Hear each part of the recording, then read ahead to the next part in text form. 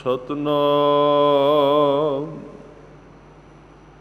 ਵਾਹਿਗੁਰੂ ਸਾਹਿਬ JIO. ਤ੍ਰਿਭਵਨ Mahip ਸੁਰ ਨਰ ਅਸੁਰ, ਨੇਤ ਨੇਤ ਬਨ ਤ੍ਰਿਣ ਕਹਿਤ, ਤਵ ਸਰਬ ਨਾਮ ਕਥੈ ਕਵਨ, ਕਰਮ ਨਾਮ ਬਰਨਤ ਸੁਮਤ। ਤ੍ਰਿਭਵਨ ਮਹੀਪ ਸੁਰ ਨਰ ਅਸੁਰ, ਨੇਤ ਨੇਤ ਬਨ ਤ੍ਰਿਣ ਕਹਿਤ, ਤਵ ਸਰਬ ਨਾਮ ਕਥੈ ਕਵਨ, ਕਰਮ ਨਾਮ ਬਰਨਤ ਸੁਮਤ। ਵਾਹਿਗੁਰੂ ਜੀ ਕਾ ਖਾਲਸਾ, ਵਾਹਿਗੁਰੂ ਜੀ ਕੀ ਫਤਿਹ। ਗਰੀਬ ਨਵਾਜ਼ ਸਤਿਗੁਰੂ ਸੱਚੇ ਪਾਤਸ਼ਾਹ, ਦੀਨ ਦੁਨੀਆ ਦੇ ਮਾਲਕ, ਲੋਕ ਪਰਲੋਕ ਦੇ ਸਹਾਇਕ, ਸ਼ਬਦ ਗੁਰੂ ਸ੍ਰੀ ਗੁਰੂ ਗ੍ਰੰਥ ਸਾਹਿਬ ਜੀ ਦੀ ਪਾਵਨ ਪਵਿੱਤਰ ਹਜ਼ੂਰੀ ਵਿੱਚ ਸੁਭਾਏਮਾਨ ਗੁਰੂ ਰੂਪ ਸਾਧ ਸੰਗਤ ਜੀਓ। ਆਪ ਜੀ ਹਰ ਰੋਜ਼ ਕਲਗੀਧਰ ਪਾਤਸ਼ਾਹ ਸ੍ਰੀ ਗੁਰੂ ਗੋਬਿੰਦ ਸਿੰਘ ਮਹਾਰਾਜ ਜੀ ਦੇ ਮੁਖਾਰ ਬਿੰਦ ਤੋਂ ਉਚਾਰਨ ਕੀਤੀ ਹੋਈ ਪਾਵਨ ਪਵਿੱਤਰ ਬਾਣੀ ਜਾਪ ਸਾਹਿਬ ਦੀ ਵਿਆਖਿਆ ਸਰਵਣ ਕਰਕੇ ਜੀਵਨ ਸਫਲ ਕਰ ਰਹੇ ਹੋ। ਅੱਜ ਦਾ ਜੋ ਪ੍ਰਕਰਨ ਹੈ, ਪਹਿਲੇ ਸ਼ੰਤ ਅੰਦਰ ਸਤਿਗੁਰਾਂ ਨੇ ਅਕਾਲ ਪੁਰਖ ਵਾਹਿਗੁਰੂ ਦੇ ਗੁਣ, ਭਗਤੀ ਦੀ ਤਾਸੀਰ ਪ੍ਰੇਮ ਦੀ ਭਾਸ਼ਾ ਵਿੱਚ ਹਜ਼ੂਰ ਨੇ ਬਿਆਨ ਕੀਤੀ ਹੈ। ਕੱਲ੍ਹ ਆਪਾਂ ਇੱਕ ਲਫ਼ਜ਼ ਥੋੜ੍ਹਾ ਸਮਾਂ ਵਿਚਾਰ ਕੀਤੀ ਸੀ ਕਿ ਨੇਤ ਨੇਤ ਬਨ ਤ੍ਰਿਣ ਕਹਿਤ। ਬਣ ਕਹਿੰਦੇ ਨੇ ਜੰਗਲ ਨੂੰ, ਤ੍ਰਿਣ ਕਹਿੰਦੇ ਸੁੱਕੇ ਹੋਏ ਘਾਹ ਨੂੰ। ਜਦੋਂ ਜੰਗਲ ਵਿੱਚ ਰੁੱਖਾਂ 'ਤੇ ਪਤਝੜ ਆਉਂਦੀ ਹੈ ਤਾਂ ਉਹਦੇ ਪੱਤੇ ਸੁੱਕ ਕੇ ਡਾਲੀ ਨਾਲੋਂ ਟੁੱਟ ਕੇ ਜ਼ਮੀਨ 'ਤੇ ਡਿੱਗਦੇ ਨੇ। ਫਿਰ ਉਹਨਾਂ ਪੱਤਿਆਂ ਨੂੰ ਚੇਤ ਦੇ ਮਹੀਨੇ ਵਿੱਚ, ਵਿਸਾਖ ਦੇ ਮਹੀਨੇ ਵਿੱਚ, ਜਦੋਂ ਬੜੀ ਤੇਜ਼ ਲੂ ਚੱਲਦੀ ਹੈ, ਉਹਦੇ ਨਾਲ ਉਹ ਪੱਤੇ ਬਿਲਕੁਲ ਸੁੱਕ ਜਾਂਦੇ ਨੇ। ਫਿਰ ਉਹਨਾਂ ਸੁੱਕੇ ਹੋਏ ਪੱਤਿਆਂ ਵਿੱਚੋਂ ਜਦੋਂ ਕੋਈ ਉਹਨਾਂ ਪੱਤਿਆਂ ਦੇ ਉੱਤੋਂ ਗੁਜ਼ਰਦਾ ਹੈ, ਉਹਦੇ ਪੈਰਾਂ ਨਾਲ ਜਦੋਂ ਉਹ ਟੁੱਟਦੇ ਨੇ, ਟੁੱਟਣ ਕਰਕੇ ਉਹਨਾਂ ਵਿੱਚੋਂ ਇੱਕ ਕੜਕ ਦੀ ਆਵਾਜ਼ ਆਉਂਦੀ ਹੈ, ਧੁਨੀ ਆਉਂਦੀ ਹੈ। ਸਤਿਗੁਰੂ ਨੇ ਇੱਥੇ ਉਹ ਹਵਾਲਾ ਦਿੱਤਾ ਹੈ, ਨੇਤ ਨੇਤ ਬਨ ਤ੍ਰਿਣ ਕਹਿਤ। ਜਦੋਂ ਕਿਸੇ ਦੀ ਸੁਰਤ ਜਿਉਂ-ਜਿਉਂ ਗਹਿਰੀ ਹੋ ਜਾਏ, ਸ਼ਬਦ ਦੇ ਨਾਲ ਜੁੜਨ ਲੱਗ ਪਏ, ਨਾਮ ਦੇ ਨਾਲ ਜਿਹਦੀ ਸੁਰਤ ਦਾ ਨਾਤਾ ਜੁੜ ਜਾਏ, ਸੰਜੋਗ ਬਣ ਜਾਏ, ਹਜ਼ੂਰ ਕਹਿੰਦੇ ਫਿਰ ਤਾਂ ਪੱਤਿਆਂ ਦੇ ਟੁੱਟਣ ਦੀ ਆਵਾਜ਼ ਵਿੱਚੋਂ ਵੀ ਰੱਬ ਦੀ ਆਵਾਜ਼ ਆਉਣ ਲੱਗ ਪੈਂਦੀ। ਇਹ ਸਿਰਫ ਇੱਕ ਗੱਲ ਕਹੀ ਹੈ ਕਿ ਪੱਤਿਆਂ ਦੇ ਟੁੱਟਣ ਦੀ ਆਵਾਜ਼ ਵਿੱਚੋਂ ਰੱਬ ਦੇ ਪਿਆਰ ਦੀ ਖੁਸ਼ਬੂ, ਉਹਦੀ ਆਵਾਜ਼ ਉਹਨੂੰ ਆਉਣ ਲੱਗ ਪੈਂਦੀ।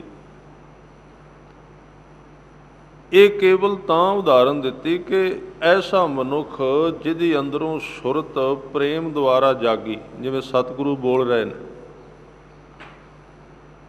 ਉਹ ਹਰ ਇੱਕ ਆਵਾਜ਼ ਵਿੱਚੋਂ ਆਪਣੇ ਪਰਮਾਤਮਾ ਦੀ ਆਵਾਜ਼ ਨੂੰ ਖੋਜ ਲੈਂਦਾ ਹੈ। ਭਾਵੇਂ ਕੋਈ ਵੀ ਚੀਜ਼ ਬੋਲਦੀ, ਸਤਿਗੁਰੂ ਨੇ ਬਚਨ ਵੀ ਕੀਤੇ ਬਾਣੀ ਵਿੱਚ, ਜੋ ਬੋਲਤ ਹੈ ਮ੍ਰਿਗ ਮੀਨ ਪਖੇਰੂ, ਸੋ ਬਿਨ ਹਰ ਜਾਪਤ ਹੈ ਨਹੀਂ ਹੋਰ। ਮਿਰਗ ਬੋਲਦੇ ਨੇ ਉਹਨਾਂ ਦੀਆਂ ਚੰਗਿਆੜਾਂ ਵਿੱਚੋਂ ਵੀ, ਕਿਉਂਕਿ ਬੰਦੇ ਦੇ ਆਪਣੀ ਜਦੋਂ ਜ਼ਿੰਦਗੀ ਸੁਰ ਹੋ ਜਾਏ, ਸਾਰੀ ਦੁਨੀਆ ਹੀ ਸਾਜ਼ ਬਣ ਜਾਂਦੀ ਹੈ। ਜੇ ਆਪਣੀ ਜ਼ਿੰਦਗੀ ਸੁਰ ਤਾਲ ਵਿੱਚ ਆ ਗਈ,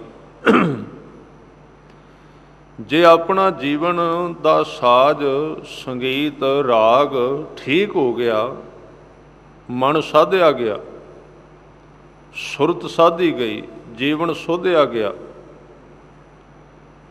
ਤੇ ਫਿਰ ਬਾਹਰਲੀਆਂ ਬੇਤਰਤੀਬ ਚੀਜ਼ਾਂ ਵੀ ਤਰਤੀਬ ਵਿੱਚ ਆ ਜਾਂਦੀਆਂ ਨੇ।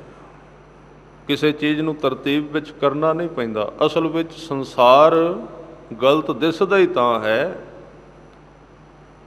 ਜਦੋਂ ਵੇਖਣ ਵਾਲਾ ਗਲਤ ਹੈ, ਵੇਖਣ ਵਾਲੇ ਦੀ ਅੱਖ ਵਿੱਚ ਫਰਕ ਹੈ। ਜਿੱਦਣ ਬੰਦੇ ਦੀ ਆਪਣੀ ਜਿਹੜੀ ਜ਼ਿੰਦਗੀ ਹੈ ਸੁਰ ਹੋ ਗਈ, ਸਾਜ਼ ਸਿੱਧੇ ਹੋ ਗਏ, ਬਾਹਰ ਕੁਝ ਵੀ ਗਲਤ ਨਹੀਂ ਹੈ। ਸਾਰੀ ਦੁਨੀਆ ਤੇ ਬੰਦੇ ਦੇ ਆਪਣੇ ਜੀਵਨ ਦਾ ਹੀ ਪਰਛਾਵਾਂ ਹੈ, ਹੋਰ ਤਾਂ ਹੈ ਹੀ ਕੁਝ ਨਹੀਂ। ਜਿਵੇਂ ਦਾ ਆਪਣਾ ਜੀਵਨ ਉਵੇਂ ਦਾ ਸੰਸਾਰ ਹੈ। ਜੈਸੀ ਮਨਸ਼ਾ ਤੈਸੀ ਦਸ਼ਾ, ਜਿਵੇਂ ਦੀ ਮਨ ਦੀ ਦਸ਼ਾ ਹੈ ਉਵੇਂ ਦਾ ਸੰਸਾਰ। ਜਿੱਦਣ ਮਨ ਖਤਮ ਹੋ ਜਾਂਦਾ ਹੈ, ਨਾਨਕ ਲੀਨ ਭਇਓ ਗੋਬਿੰਦ ਸਿਉ, ਜਿਉਂ ਪਾਣੀ ਸੰਗ ਪਾਣੀ ਸੱਚ ਹੈ, ਉਦਣ ਸੰਸਾਰ ਵੀ ਨਾਲੇ ਲੀਨ ਹੋ ਜਾਂਦਾ, ਸੰਸਾਰ ਰਹਿੰਦਾ ਹੀ ਨਹੀਂ। ਅਸਲ ਵਿੱਚ ਸੰਸਾਰ ਹੈ ਹੀ ਕੁਝ ਨਹੀਂ, ਇਹ ਸਿਰਫ ਭਾਸਦਾ ਹੈ, ਇੱਕ ਅਹਿਸਾਸ ਹੈ ਬੰਦੇ ਨੂੰ, ਹੈ ਇਹਦੇ ਵਿੱਚ ਕੁਝ ਵੀ ਨਹੀਂ। ਇਹ ਜੋ ਕੁਝ ਸਾਹਮਣੇ ਦਿਸ ਰਿਹਾ ਹੈ ਕੁਝ ਵੀ ਨਹੀਂ, ਇਹ ਸਿਰਫ ਬੰਦੇ ਦੇ ਮਨ ਦਾ ਬਾਹਰਲਾ ਪਰਛਾਵਾਂ। ਤਾਂ ਜਿਹੜੇ ਮਨੁੱਖ ਦਾ ਜੀਵਨ ਆਪਣਾ ਸੁਰ ਤਾਲ ਵਿੱਚ ਆ ਗਿਆ, ਉਹਨੂੰ ਕਹਿੰਦੇ ਨੇ ਸੁਰ। ਸੁਰ ਦੇ ਅਰਥ ਦੇਵਤਾ ਕੀਤੇ ਨੇ ਗੁਰਬਾਣੀ ਵਿੱਚ। ਸੁਰ ਨਰ ਮੁਨ ਜਨ ਅੰਮ੍ਰਿਤ ਖੋਜਦੇ। ਸੁਰ ਦਾ ਕੀ ਅਰਥ ਹੈ? ਜਿਸ ਬੰਦੇ ਦੀ ਜ਼ਿੰਦਗੀ ਸੁਰ ਵਿੱਚ ਆ ਗਈ, ਤਰੀਕੇ ਵਿੱਚ ਆ ਗਈ, ਮਰਿਆਦਾ ਵਿੱਚ, ਪ੍ਰੇਮ ਦੀ ਮਰਿਆਦਾ ਵਿੱਚ ਵੱਜ ਗਈ, ਉਹਨੂੰ ਕਹਿੰਦੇ ਨੇ ਦੇਵਤਾ। ਸੁਰ ਜਿਨ੍ਹਾਂ ਦੀ ਆਪਣੀ ਜ਼ਿੰਦਗੀ ਸੁਰ ਤਾਲ ਵਿੱਚ ਆ ਗਈ, ਸ਼ੁੱਧ ਹੋ ਗਈ, ਰੱਬ ਦੇ ਪਿਆਰ ਵਿੱਚ ਭਿੱਜ ਗਈ, ਬਾਹਰ ਕੁਝ ਵੀ ਹੁੰਦਾ ਰਹੇ, ਸਾਰੇ ਕੁਝ ਨੂੰ ਉਹ ਤਬਦੀਲ ਕਰ ਲੈਣਗੇ। ਜ਼ਹਿਰ ਵੀ ਅੰਮ੍ਰਿਤ ਵਿੱਚ ਬਦਲ ਜਾਏਗੀ। ਫਿਰ ਤੇ ਕੱਚ ਦਾ ਸੋਨਾ ਬਣ ਸਕਦਾ ਹੈ, ਫਿਰ ਤਾਂ ਮਿੱਟੀ ਸੋਨੇ ਦਾ ਰੂਪ ਧਾਰਨ ਕਰ ਲਏਗੀ। ਗੱਲ ਬੰਦੇ ਦੇ ਆਪਣੇ ਜੀਵਨ ਤੇ ਖੜੀ ਹੈ, ਬਾਹਰ ਕਿਤੇ ਵੀ ਨਹੀਂ। ਸਤਿਗੁਰੂ ਨੇ ਕਿਹਾ, ਜਿਸ ਦਿਨ ਸਾਡੀ ਸੁਰਤ ਉਸ ਇੱਕ ਦੇ ਨਾਲ ਲੀਨ ਹੋ ਗਈ, ਤਾਂ ਉਸ ਵੇਲੇ ਟੁੱਟਦੇ ਹੋਏ ਪੱਤਿਆਂ ਦੀ ਆਵਾਜ਼ ਕੱਲੀ ਪੱਤਿਆਂ ਦੀ ਆਵਾਜ਼ ਨਹੀਂ ਰਹਿੰਦੀ। ਜਦੋਂ ਪੱਤੇ ਟੁੱਟਦੇ ਨੇ, ਉਹਦੇ ਵਿੱਚੋਂ ਵੀ ਤੂੰ ਹੀ ਤੂੰ ਹੀ ਤੂੰ ਹੀ ਤੂੰ ਹੀ ਦੀ ਆਵਾਜ਼ ਆਉਂਦੀ। ਜੋ ਬੋਲਤ ਹੈ ਮ੍ਰਿਗ, ਮਿਰਗ ਬੋਲਦੇ ਵੀ ਉਹਦੀ ਆਵਾਜ਼ ਦਿੰਦੇ ਨੇ। ਮੀਨ ਮੱਛੀਆਂ ਦੀ ਆਵਾਜ਼ ਵੀ ਉਸ ਦੀ ਆਵਾਜ਼ ਦਿਸਦੀ। ਪੰਖੇਰੂ ਸੋ ਬਿਨ ਹਰ ਜਾਪਤ ਹੈ ਨਹੀਂ ਹੋਰ। ਇਹ ਜਦੋਂ ਬੋਲਦੇ ਨੇ, ਇਹਨਾਂ ਵਿੱਚੋਂ ਰੱਬ ਦੀ ਆਵਾਜ਼ ਆਉਂਦੀ ਹੈ। ਅਤੇ ਜਿੰਨਾ ਚਿਰ ਸਾਡਾ ਆਪਣਾ ਆਪ ਸੁਰ ਨਾ ਹੋਇਆ, ਉਹਨਾਂ ਚਿਰ ਭਾਵੇਂ ਗੁਰੂ ਵੀ ਬੋਲਦਾ ਰਿਹਾ, ਤਾਂ ਵੀ ਕਹਿਣਾ ਸਵਾਦ ਨਹੀਂ ਆਉਂਦਾ, ਤਾਂ ਵੀ ਕਹਿਣਾ ਰਸ ਨਹੀਂ ਆਉਂਦਾ। ਰਸ ਕਿਉਂ ਨਹੀਂ ਆਉਂਦਾ? ਬੰਦੇ ਦੀ ਆਪਣੀ ਜ਼ਿੰਦਗੀ ਸੁਰ ਤਾਲ ਵਿੱਚ ਨਹੀਂ ਹੈ। ਇਸ ਕਰਕੇ ਧਰਮ ਫਿੱਕਾ ਹੋ ਜਾਂਦਾ ਹੈ। ਅਤੇ ਖਾਸ ਕਰਕੇ ਜਿਹੜੇ ਲੋਕ ਧਰਮ ਦੇ ਬਿਲਕੁਲ ਬਹੁਤਾ ਨੇੜੇ ਰਹਿਣ ਲੱਗ ਪੈਂਦੇ ਨੇ, ਜੇ ਉਹਨਾਂ ਦੀ ਜ਼ਿੰਦਗੀ ਸੁਰ ਨਾ ਹੋਈ, ਧਰਮ ਉਹਨਾਂ ਵਾਸਤੇ ਤਾਂ ਬਿਲਕੁਲ ਹੀ ਫਿੱਕਾ ਹੈ। ਅਜੇ ਬਾਹਰੋਂ ਕੋਈ ਆਵੇ, ਕੋਈ 24 ਘੰਟਿਆਂ ਬਾਅਦ ਗੁਰੂ ਗ੍ਰੰਥ ਸਾਹਿਬ ਕੋਲ ਆਵੇ, ਅਤੇ ਮੱਥਾ ਟੇਕਣ ਦਾ ਉਹਨੂੰ ਕੁਝ ਨਾ ਕੁਝ ਸਵਾਦ ਆ ਜਾਏਗਾ, ਜ਼ਿੰਦਗੀ ਭਾਵੇਂ ਸੁਰ ਤਾਲ ਨਾ ਵੀ ਹੋਈ। ਪਰ ਜਿਹੜਾ ਰਿਹਾ ਗੁਰੂ ਗ੍ਰੰਥ ਸਾਹਿਬ ਦੇ ਕੋਲ ਤੇ ਜ਼ਿੰਦਗੀ ਨਾ ਹੋਈ ਸ਼ੁੱਧ, ਉਹ ਤੇ ਅੱਕ ਜਾਏਗਾ, ਉਹਨੂੰ ਤੇ ਨੀਂਦ ਆਏਗੀ, ਉਹ ਤੇ ਸਰੀਰ ਦਾ ਹੀ ਖਿਆਲ ਰੱਖੇਗਾ ਵੀ ਨੀਂਦ ਪੂਰੀ ਹੋਈ ਹੈ ਕਿ ਨਹੀਂ। ਉਹਦੀ ਜ਼ਿੰਦਗੀ ਫਿੱਕੀ ਪੈ ਜਾਏਗੀ। ਹਾਂ, ਗੁਰੂ ਦੇ ਕੋਲ ਰਹਿੰਦਿਆਂ ਕੁਝ ਇੱਕ ਲੋਕਾਂ ਦੀ ਅੱਖ ਖੁੱਲ੍ਹ ਜਾਂਦੀ ਹੈ, ਉਹਨਾਂ ਨੂੰ ਫਿਰ ਬਾਣੀ ਧਰਮ ਕਦੀ ਅਕਾਉਂਦਾ ਨਹੀਂ। ਉਹਨਾਂ ਨੂੰ ਦਿਨ ਰਾਤ ਗੁਰੂ ਕੇ ਬਚਨ ਸਵਾਦ ਲੱਗਣ ਲੱਗ ਪੈਂਦੇ ਨੇ, ਰਸਦਾਇਕ ਲੱਗਣ ਲੱਗ ਪੈਂਦੇ। ਨਹੀਂ ਤਾਂ ਕੋਲ ਰਹਿਣ ਵਾਲੇ ਜ਼ਿਆਦਾ ਅੱਕ ਜਾਂਦੇ ਨੇ, ਉਹਨਾਂ ਦੇ ਕੰਨ ਥੱਕ ਜਾਂਦੇ ਸੁਣ ਸੁਣ ਕੇ ਵੀ ਕੀ ਕਰੀਏ। ਤਾਂ ਜਿਨ੍ਹਾਂ ਦੇ ਅੰਦਰ ਸਤਿਗੁਰੂ ਕਲਗੀਧਰ ਪਾਤਸ਼ਾਹ ਕਹਿੰਦੇ ਨੇਤ ਨੇਤ ਬਨ ਤ੍ਰਿਣ ਕਹਿਤ, ਕਿਤੇ ਤੁਰੇ ਹੋਣਗੇ ਕਲਗੀਆਂ ਵਾਲੇ ਪਾਤਸ਼ਾਹ ਪੱਤ ਝੜ ਦੇ ਦਿਨਾਂ ਵਿੱਚ, ਕਿਤੇ ਸੈਰ ਕਰਨ ਗਏ ਤਾਂ ਕਿਸੇ ਰੁੱਖ ਦੇ ਥੱਲਿਓਂ ਨਿਕਲੇ ਹੋਣਗੇ, ਤਾਂ ਰੁੱਖਾਂ ਦੇ ਉੱਤੇ ਤੁਰਦਿਆਂ ਵੀ ਉਹਨਾਂ ਦੇ ਪੈਰ ਰੁਕ ਗਏ। ਕਿੰਨਾ ਕਿੰਨਾ ਚਿਰ ਪੈਰ ਰੱਖਿਆ ਸੁੱਕੇ ਪੱਤਿਆਂ ਤੇ, ਜਦੋਂ ਟੁੱਟਣ ਦੀ ਆਵਾਜ਼ ਆਈ ਉੱਥੇ ਧਿਆਨ ਜੁੜ ਗਿਆ, ਉੱਥੇ ਹੀ ਸੁਰਤ ਉਸ ਆਵਾਜ਼ ਦੇ ਵਿੱਚੋਂ ਰੱਬ ਦੀ ਆਵਾਜ਼ ਨੂੰ ਖਿੱਚਣ ਲੱਗ ਪਈ, ਉੱਥੇ ਹੀ ਰੁਕ ਗਏ। ਕਿੰਨਾ ਕਿੰਨਾ ਚਿਰ ਰੁਕੇ ਰਹੇ, ਕਿੰਨਾ ਕਿੰਨਾ ਚਿਰ ਟਿਕੇ ਰਹੇ।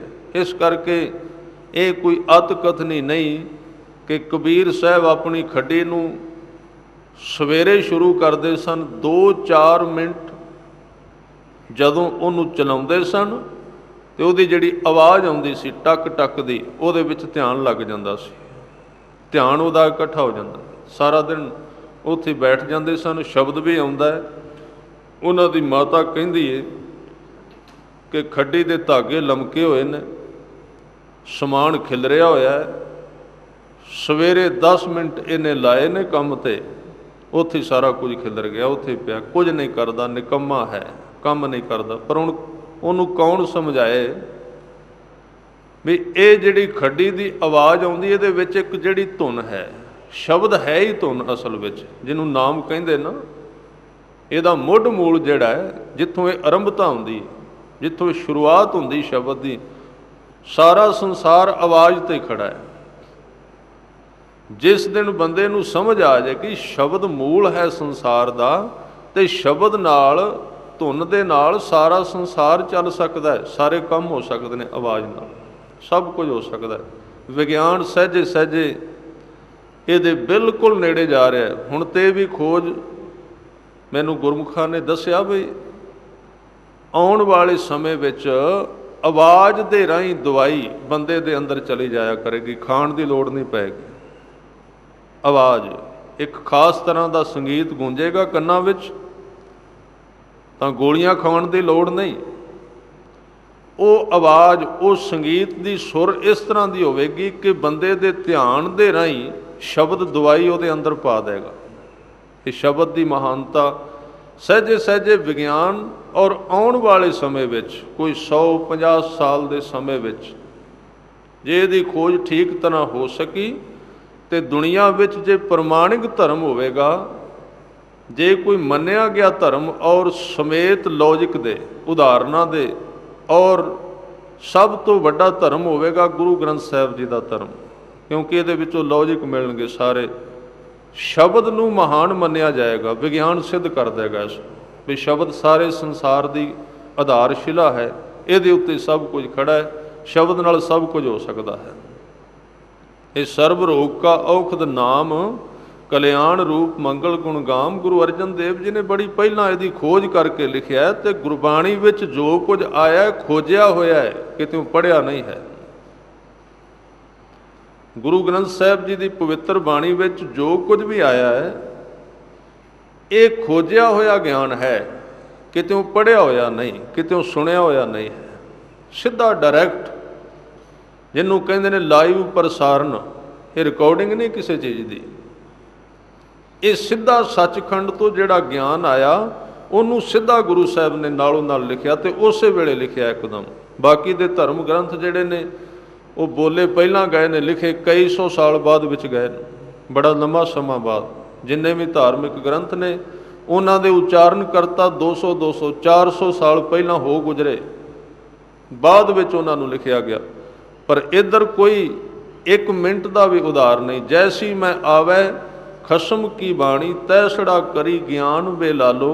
इधरों ज्ञान आउंदा है, उधर पैन कोल है, गुरु नानक साहब दे कोल पेंसिल है, उत्थे लिख लिया जाता है। तां ही भाई गुरदास जी ने खबर दी है कि जदों गुरु बाबा जी अरब कंट्रीज विच गए सन, मक्के गए सन, तो उन्हां कोल एक किताब सी, एक पोथी सी, ते तां उन्हां ने हाजियां ने कहा सी कि पुछण फोल किताब नूं वड्डा हिंदू कि मुसलमान होई। कहण तो भाव ये सीधा ज्ञान है जिहड़ा खुद गुरु साहब ने अपनी जिंदगी विच आप खोजिया। तां सतगुरु कलगीधर पातशाह जिवें कबीर साहब की खड्डी चलदी है, उन्हां दी खड्डी दे विचों जिहड़ा आवाज़ आउंदी है वो आवाज़ ही नाम बन गई, आवाज़ ही शब्द बन गया। धार्मिक बंदे दे सुर होए जीवन की निशानी है कि वो जिहड़ी चीज़ नूं हत्थ पाएगा वो नाम बन जाएगी। जिहड़ी चीज़ वल जाएगा, जिधर ध्यान मारेगा उधरों नाम की आवाज़ उन्होंने सुननी शुरू हो जाएगी। जे गुरु नानक साहब जी मोदी खाने विच सौदा तोलते हुए 13-13 ते रुके, उहदा भी कारण ये सी कि 13 की आवाज़ विचों 13-13 शुरू हो गया, ध्यान जुड़ गया, बस उत्थे सुरत रुक गई। इस तरह कईयां नाल वापरिया। यही चीज़ पाउंटा साहब की धरती ते गुरु कलगीधर पातशाह के जीवन में वापरदी। अकाल उस्तत उन्हां दी बाणी है। अकाल उस्तत दे विच 16 वारी तू ही शब्द आया, इकट्ठा लिखिया होया, 16 बार आया। तो ये सीने बसीने गुरमुखां की एक रवायत है। कहते ये जिहड़ा तू ही लफज एक दिन ध्यान इन्ना जुड़िया कलगियां वाले दा रब दे चरनां नाल, क्योंकि मंग के आए सन। जदों इस धरती ते आए उन्हां दे अपने लफज ने कि चित ना भयो हमरो आवन कै। साडा इत्थे आउण नूं चित नहीं सी करदा, कौन जाए। हुण तुसीं कदी सोचिया जे किते बीमारी पई होवे प्लेग दी, किते बीमारी नाल लोग तड़फदे होण, उत्थे कहा जाए भी जाओ। एक तो परोपकार है, परोपकार दे अधीन तां जाना प्रवान कर लेगा आदमी, पर जे उहदी अंतर बुद्धि नूं अंतर आत्मा नूं पुछया जाए भी जिथे लोग बीमार पे ने, चौवां पासे बीमारी है, चौवां पासे गंदगी है, उत्थे जान नूं कौन तैयार होवेगा। कहंदे सतगुरां ने जिस वेले उस थां ते आउण दी गल चली रब दे चरनां दे विच, तां सतगुरां ने एक बचन कहा, कहण लगे मैं अकाल पुरख वाहिगुरू दे चरनां विच इत्थे जन्म लैण तो पहलां एक बेनती कीती है। वैसे तो कोई सज्जण हुण कहंदे ने गुरबाणी पूर्वले जन्मां नूं मनदी नहीं, पता नहीं कित्थों पढ़िया, गुरबाणी पढ़ी भी है कि नहीं। ये तो सुनिया सी कि इस्लाम बहुते जन्मां नूं नहीं मनदा। इस्लाम की एक धारणा, वैसे वो भी उन्हां दे भी कुछ बंदे मनन लग पे कि जन्म पिछे भी होए ने, अगे भी हो सकते, पर उन्हां दी व्यापक जिहड़ी मनौत है वो कहती है कि जन्म इक्को ही है, इक्को ते समाप्ति हो जाती है, फिर क्यामत वाले दिन लेखा हुंदा है। पर ये साडे भी सज्जण कहण लगे भी गुरु गोबिंद सिंह दा पूर्वले जन्म की गल चलदी, कहंदे वो है ही नहीं सी जन्म, गुरमत ते मनदी नहीं, पता नहीं गुरबाणी नहीं पढ़ी, जां गुरु ग्रंथ साहिब नूं बाहरों लोकां नूं समझाया भी तुसीं कल्ला मत्था टेक दिओ, पढ़दे नहीं, पर पढ़िया आप भी कोई नहीं है। जे पढ़िया हुंदा ते शब्द जरूर चेते विच आउणे सन। कई जन्म पै कीट पतंगा, कई जन्म गज मीन कुरंगा, कई जन्म पंखी सर्प होयो, कई जन्म हैवर बिरख जोयो, मिल जगदीश मिलन की बरिया, चिरंकाल ए देह संजरिया। पूर्व जन्म हम तुमरे सेवक, अब तो मिटया ना जाई, तुमरे द्वारे धुन सहज की माथे मेरे दागाई। पूर्व कर्म अंकुर जब प्रगटे भेट्यो, रसिक पुरख बैरागी, मिट्यो अंधेर मिलत हर नानक, जन्म जन्म की सोई जागी। पिछले जन्मां की गल है। तो सतगुरु ने अपने पूर्व की गल कही, कहते मैं आउण तो पहलां अकाल पुरख वाहिगुरू ने मैनू कहा भी धरती ते जाओ, ਤੁਹਾਡੀ ਬੜੀ ਜ਼ਰੂਰਤ ਹੈ। ਮੈਂ ਇੱਕ ਗੱਲ ਕਹੀ, ਮੈਂ ਨਹੀਂ ਜਾਣਾ ਚਾਹੁੰਦਾ। ਕੌਣ ਜਾਏਗਾ ਉੱਥੇ? ਕਿਉਂ? ਉੱਥੇ ਫਰੇਬੀਆਂ ਦੀ ਗਿਣਤੀ ਜ਼ਿਆਦਾ ਹੈ, ਉੱਥੇ ਝੂਠਿਆਂ ਦੀ ਗਿਣਤੀ ਜ਼ਿਆਦਾ ਹੈ, ਧੋਖੇਬਾਜ਼, ਜੇਬ ਕਤਰੇ, ਰਿਸ਼ਵਤਖੋਰ, ਬੇਈਮਾਨ, ਇਹਨਾਂ ਦੀ ਭਰਮਾਰ ਹੈ। ਤੇ ਜਿਹੜੇ ਧਾਰਮਿਕ ਬੰਦੇ ਨੇ ਉਹ ਕਰਮੀ ਕਾਂਡੀ ਬਣ ਗਏ, ਸਿਰਫ ਪ੍ਰੇਮ ਉਹਨਾਂ ਵਿੱਚ ਨਹੀਂ ਰਿਹਾ। ਉਹਨਾਂ ਦੀ ਬਾਣੀ ਅੱਗੇ ਆਵੇਗੀ, 10 ਸਵਈਏ ਨੇ, ਉਹਦੇ ਵਿੱਚ ਉਹਨਾਂ ਨੇ ਬਚਨ ਕਿਹਾ ਹੈ ਕਿ ਦੇਖ ਫਿਰਿਓ ਘਰ ਜੋਗ ਜਤੀ ਕੇ, ਸੂਰ ਸੁਰਾਰਦਨ ਸੁਧ ਸੁਦਾਦਕ, ਸੰਤ ਸਮੂਹ ਅਨੇਕ ਮਤੀ ਕੇ, ਸਾਰੇ ਹੀ ਦੇਸ਼ को देख रहे हो मत को न देखियत प्राण पति के, श्री भगवान की भाए किरपा हूँ ते एक रति बिन एक रति के। धार्मिक बंदियां विच भी कणी कोई नहीं है, उन्हां विचों भी 90% लोगों ने पेट पालना की, इस तो वध कुछ नहीं है, इस तो ज़्यादा कुछ नहीं। तां सतगुरु ने एक बारी अकाल पुरख के चरणों विच ये बेनती की इत्थे जन्म लैण तो पहला कि मेरा चित नहीं करता, और बचन कह हजूर ने कहंदे चित ना भयो हमरो आवन कह, चुभी रही सुरत प्रभ चरणन में। बिल्कुल छड्डन नूं चित नहीं सी करदा। ये मनुखी जीवन का सब तो वड्डा स्वाद है, जिन्हों कबीर जी ने क्या कहंदे, कबीर चरण कमल की मौज को कहो कैसे अनुमान। गुरु ग्रंथ साहिब जी की बाणी ने ते मुक्ति नूं भी ठुकरा दिता, चरण कमल की मौज ज़्यादा दसी है, कोल रहना। कहंदे चरण कमल की मौज को कैसे अनुमान, कहबे को शोभा नहीं देखा ही परवान। ये इस तरह का आनंद है जिहदे अगे बादशाहियां फिक्कियां पै गईयां। जिन्हों ये सिंघासन मिल गया चरण कमल का, वो सिकंदर भी उहदे अगे रुलदा होया दिसिया। उहदे अगे दुनिया की दौलत मिट्टी बन गई, पर जिन्हों मिलिया इस दशा नूं पा लिया जिन्हां ने वो छड्डण नूं तैयार नहीं, और उन्होंने रब तो ये दात मंगी। कलगीधर पातशाह ने कहंदे मेरा चित इथों जाण नूं नहीं करदा, मन नहीं करदा। बड़े बड़े भागां दी निशानी है, बंदे दा मन रब कोलों दूर जाण नूं ना करे।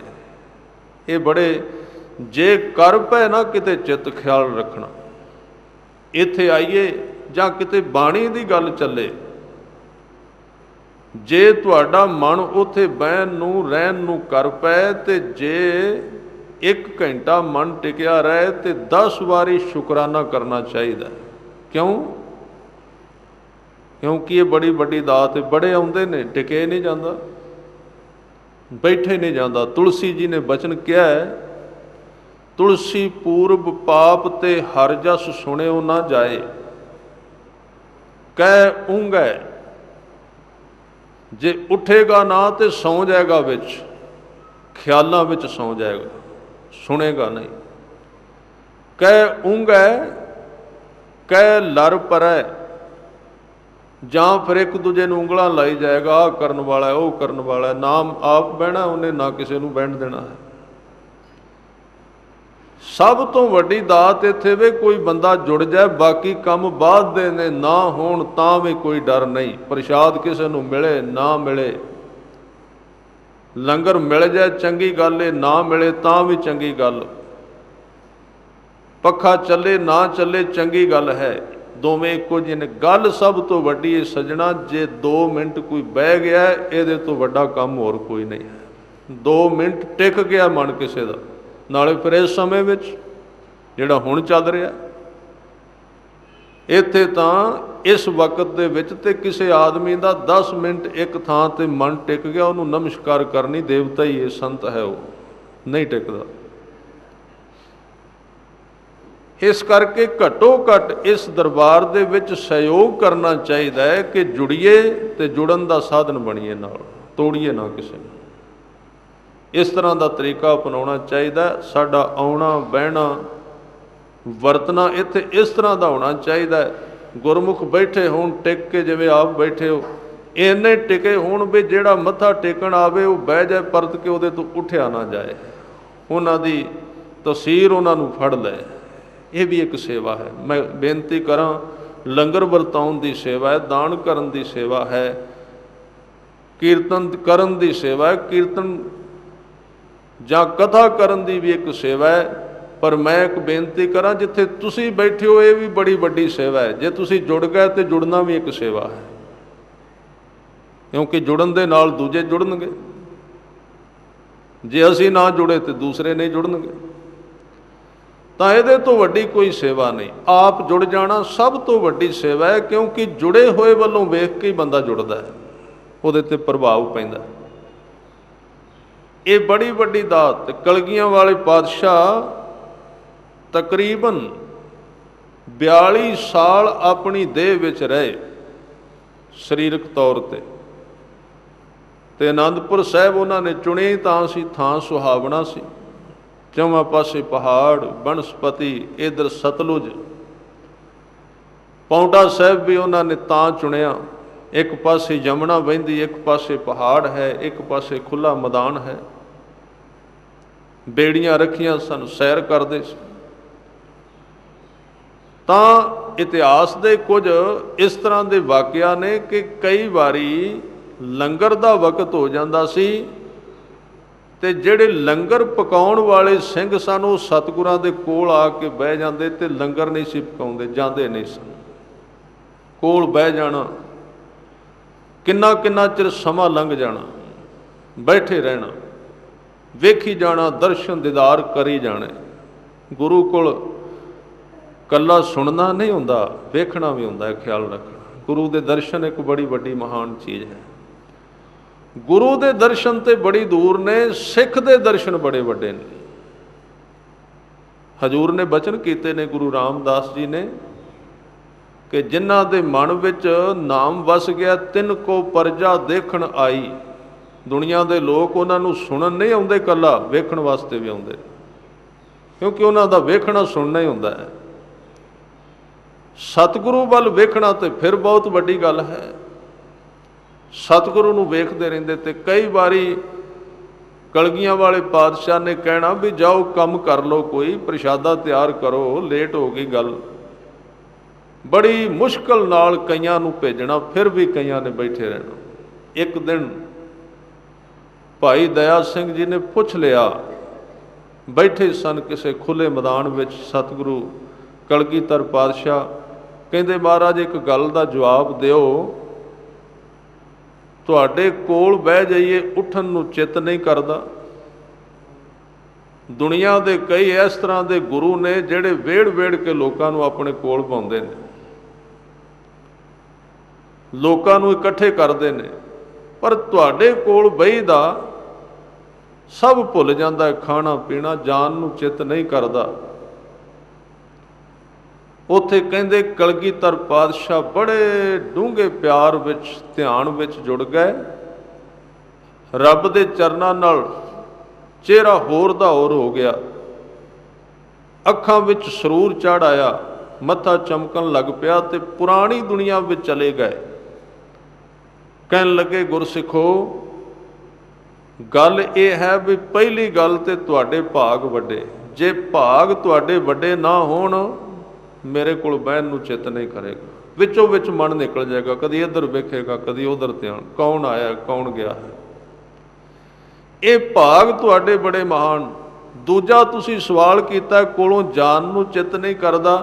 ਕਹਿੰਦੇ ਤਾਂ ਹੀ ਹੋਇਆ ਜਿੱਦਣ ਮੈਂ ਆਇਆ ਸੀ ਦੁਨੀਆ ਵਿੱਚ ਰੱਬ ਕੋਲੋਂ ਆਉਣ ਨੂੰ ਮੇਰਾ ਵੀ ਚਿੱਤ ਨਹੀਂ ਸੀ ਕਰਦਾ। ਚਿੱਤ ਨਾ ਭਇਓ ਹਮਰੂ ਆਵਣ ਕੈ। ਜਿਹਦਾ ਚਿੱਤ ਰੱਬ ਕੋਲੋਂ ਜਾਣ ਨੂੰ ਨਹੀਂ ਕਰਦਾ, ਉਹਦੇ ਕੋਲ ਦੂਜਿਆਂ ਦਾ ਜਾਣ ਨੂੰ ਚਿੱਤ ਨਹੀਂ ਕਰਦਾ। ਸੱਚਾਈ ਹੈ। ਤਾਂ ਹੀ ਇਹ ਸਭ ਤੋਂ ਵੱਡੀ ਦਵਾਈ ਹੈ ਜੀਵਨ ਦੀ। ਗੁਰੂ ਅਮਰਦਾਸ ਸੱਚੇ ਪਾਤਸ਼ਾਹ ਜੀ ਨੂੰ ਕਿਸੇ ਕਿਹਾ ਸੀ ਦੁੱਖ ਨਹੀਂ ਮਿਟਦੇ, दुख नहीं जाते, किरपा करो। तो सतगुरु ने दवाई दस दी, कहते ए मन मेरिया तू सदा रहो हर नाले, हर नाल रहो तू मन मेरे, दुख सब विसारना। हजूर ने कहा बई दुखा नू हटाओ ना, रब नाल रवो, फिर की होएगा? पहली गल तो दुख चला ही जाएगा, जे ज्ञान नहीं तो भुल जाएगा, याद नहीं रहेगा, चेता नहीं रहेगा। दुख सब विसारना। फिर दूजे ने बेनती की, काम नहीं चलता, काम नहीं सवरदे। ते फिर सतगुरु ने कहा, कहते अंगीकार ओह करे तेरा, कारज सब सवारना। काम भी तेरे ठीक कर देगा वो। बड़ियां उहदे विच शक्तियां ने, बड़ियां उहदे विच बरकतां ने। दुख भी दूर कर सकता है ते तेरे काम भी साध सकता है, सवार सकता है। पर शर्त यह है कि ए मन मेरिया तू सदा रो हर नाले। साडियां अरदासां ये दो ही ने सिर्फ, दुख हटे ते कम चले। अरदास तो यह है, पर गुरु ने जिहड़ी दवाई दसी है कि ए मन मेरिया तू सदा रो हर नाले। सिख कहता महाराज अगे वालियां दोवें गल्लां कर दिओ, तुसीं है वो याद करन वाले करी जाओ, सानू की लोड़ है? गुरु काहदे वास्ते है? तुसीं करो याद, तुहाडी गोलक विच माया पा देंगे, याद तुसीं करो, दुख साडे हट जाण। सतगुरु ने कहा नहीं, मैं तुहानू इस तरह का लिंब पोच नहीं करना, मैं झूठ नहीं बोलना, तुहाडे नाल धोखा नहीं देना। सज्जनों याद करो, तुहाडे विच याद शक्ति पाई है रब ने, आप कर लो तुसी, मैं तुहाडी सहायता कर सकना, है सच है। गुरु कादे वास्ते? सहयोग दे सकता है, सहायता कर सकता है, सिर ते हथ रखेगा, जिंदगी नू सल्फ कर देगा, धक्का देगा एक बारी अगे करेगा। पर जे तुरन वाला ही बेईमान है तो गुरु किन्ने कु धक्के लाए, उन्होंने कित्थों तक लैके जाएगा? तुरन वाला बेईमान है, तुरना ही नहीं चाहता, तो गुरु किन्ने कु धक्के लाएगा? धक्का तो सिर्फ यह होंदा भी स्टार्ट करने वास्ते, अगों तो उन्हें आप चलना है।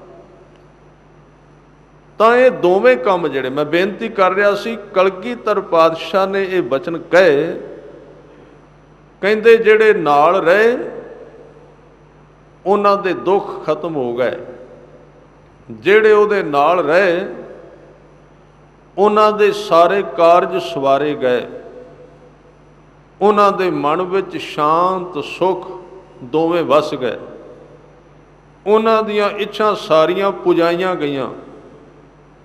इस ढंग दे नाल कलगीधर पातशाह दा जीवन भगती विच रंगिया होया। कहते ने पौंटा साहब की धरती ते एक दिन बैठिया बैठिया मैं गल कर रहा सी आवाज़ दी, धुनी दी, जिवें गुरु नानक साहब जी की 13-13 विच लगी, भगत कबीर जी की अपनी खड्डी विच लग गई। जिन्हां दा ध्यान जुड़दा, कई वारी चलदे होए पखे नाल उन्हां दा ध्यान जुड़ जांदा उहदी आवाज़ विच। गल ते बंदे दे अपने ध्यान दी है। जिद्दन ध्यान सुर हो गया, चलदी कोई गड्डी जो ड्राइविंग करनगे उहदे नाल ध्यान जुड़ जाएगा, जिथे भी उन्होंने जोड़ना जोड़ सकते हैं। पर जे अपने ध्यान विच नाम नहीं, फिर चलेगा इधर शब्द कीर्तन का, गुरबाणी का शब्द चलेगा।